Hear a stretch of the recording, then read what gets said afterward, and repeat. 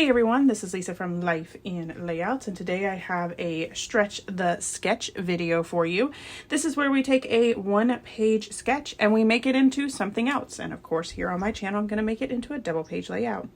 I'm also going to be using Imagine That from Echo Park. This is the boy line. I have both the boy and the girl line. I will link it below if you can still find it because it is an amazing collection.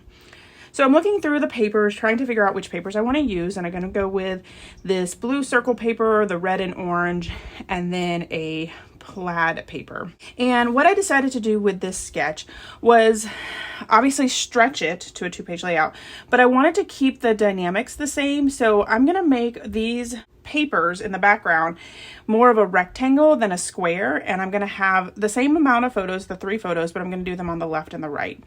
I do have to cut them down just a little bit thinner because 3 across would have been the entire layout, and I didn't really want that. And I made them just a little bit thinner, and I also made them a little smaller than 4x6 just because it made it a little bit easier. For the plaid paper, I'm going to find the center and then use my ruler to cut up to that center to make the banner. This is how I make my banners when I have a piece that's too large. And then I use the excess piece to make a template for the other side so that they are exactly the same. And this is going to be my back piece.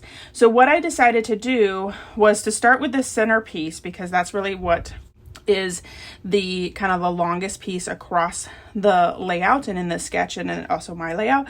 From there, I was able to start to build and save some paper because a lot of it's going to be covered up with the photos and other paper. So I'm just cutting chunks of paper. So this orange paper here, I think I cut it at 2 inches, and you can see that I'm going to layer that below the photos.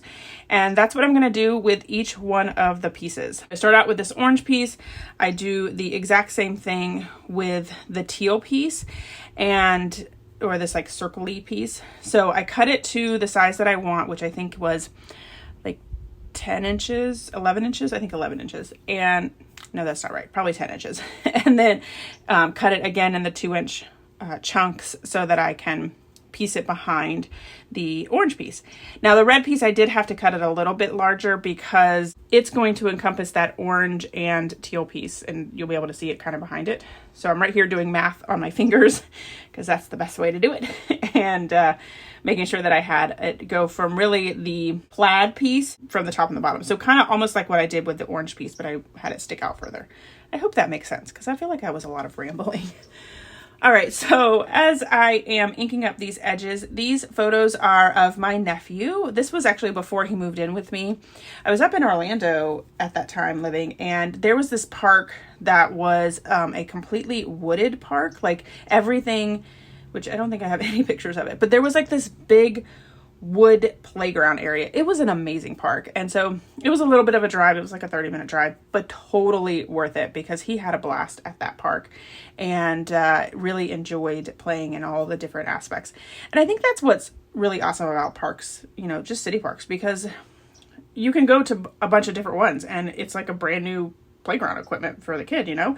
So whenever he visited me, I always try to find like inexpensive ways to entertain him, and that was one of those. So, you know, we took a picnic and we had a picnic up there and enjoyed the afternoon playing at the park. So lots of photos of him on the park equipment, and then there's one photo, you know, just a selfie of him and I. So I have gotten all of the pieces down, and you can see I struggle a little bit because I put adhesive on the edges, which I shouldn't have done when trying to put those down. I think I learned my lesson by kind of about halfway through that I shouldn't be adding major pieces to adhesive, and then once I get it down, I went ahead and added a little bit more adhesive just to make sure everything was stuck down. So I'm going to go ahead and start on the right hand side again using my T-square ruler to make sure everything's lined up and then everything is straight, especially since these pieces have chunks missing from them. And then I just placed the photos where I thought that they would look cool, and no real rhyme or reason to it. I did put all of them down flat. I didn't put any up on Fun Foam. You know, sometimes you just want to get a layout done and you don't want to add a bunch of other frills to it. So I feel like this was that layout, and it came together really nice. I did notice that there was, I think stitching is what was called for, but I was like, I'm just going to add some pattern paper, make it a little bit easier. So I just added a 1/4 inch strip of pattern paper to the top and bottom of both sides of the layout.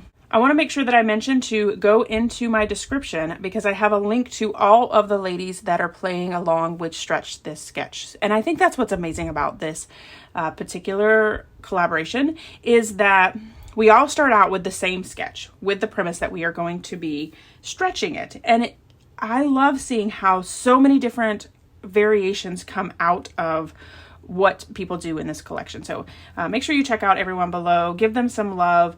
If you don't already follow them, especially we do have a couple of newer people who are on YouTube, and I really want to encourage those folks because when you start a channel on YouTube, it's hard to kind of get started, and once you start to get a little bit of a fan base, then your channel really grows, and it's always nice to, you know, help out other scrapbookers. All right, so I went ahead and pulled out my 6x6 paper pad that I have in this, and I cut out a like sky paint droplets. I'm not exactly sure. It kind of looks like a night sky with stars, but it also looks like navy paper with like white splattered paint. But I just wanted the tip of it, like the top part of it. So I went ahead and cut out the same tag in white and laid it on top of it. So it looks like it's, you know, a two-piece tag there. I did cut the bottom piece off because I was tucking it under, so really didn't need all of that.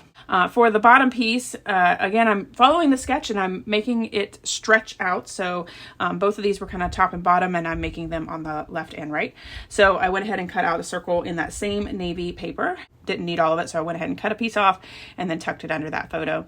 I'm going to add this little tag here that says, "You're amazing," which he totally is. And then for no rhyme or reason, just because I thought it was cute, I went ahead and added this little dog in the airplane. And then I added the same dog in his little superhero mask over to the left to kind of tie those two pieces together. I went ahead and pulled out the brads for this collection and added it to the top of the tag there.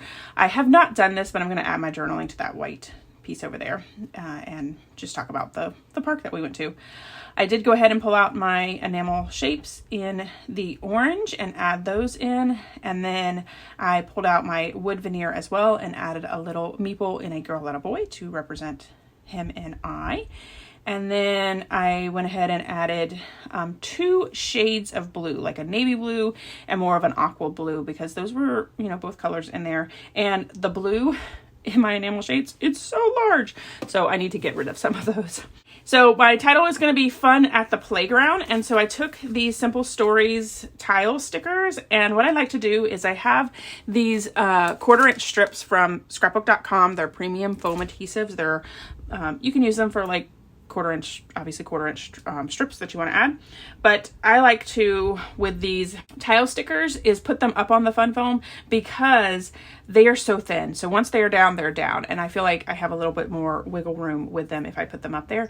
And then also I can kind of make them a little wonky and make them look really well. So I went ahead and adhered all of the chipboard down. That chipboard was from the collection as well. And it's just a fun chipboard. The different pieces aren't cut out, like the U is the center of it's not cut out and things like that. The chipboard does have a silver, which I didn't have anywhere else. So I did take these two little stars from the chipboard letters and add them to the clusters as well to kind of pull that silver in. All right, so here is my final layout as well as some close-ups. Make sure that you go ahead and check out the description below to get the links to all of the other folks to see how they are stretching this sketch. All right, everyone, if you enjoyed this video, if you wouldn't mind giving me a thumbs up, I'd really appreciate it. If you haven't done so already and you want to see more double page layout inspiration, make sure you hit that subscribe button. Thanks everyone for watching, and I hope that you have a scrappy day.